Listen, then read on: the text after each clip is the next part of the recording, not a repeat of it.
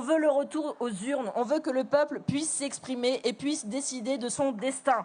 Et donc, c'est cette voie-là qu'on va privilégier. Pour ça, on a plusieurs possibilités. D'abord, à l'Assemblée nationale, évidemment, on reprend la session le 22 septembre. On demande, avec tous les dirigeants de la France insoumise, la convocation d'une session extraordinaire avant, beaucoup plus tôt, parce qu'on veut pouvoir déposer une motion de censure contre ce budget et contre le gouvernement Bayrou. On a réussi à faire tomber Barnier.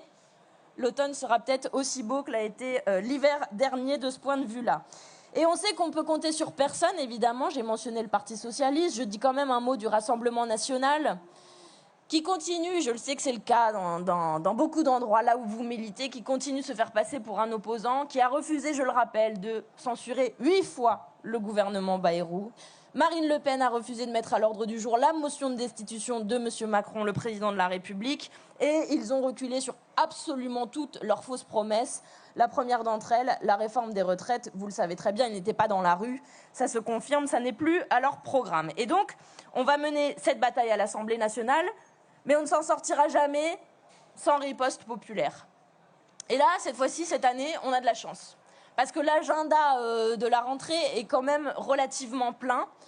Et le premier rendez-vous, en tout cas celui où il faut qu'on se rende, c'est le 10 septembre. C'est ce mouvement Bloquons tout. Parce qu'en fait, bloquer le pays contre des gens qui bloquent tout ce qui pourrait permettre d'aller mieux, c'est la seule solution. Et le peuple est tout à fait légitime à le faire.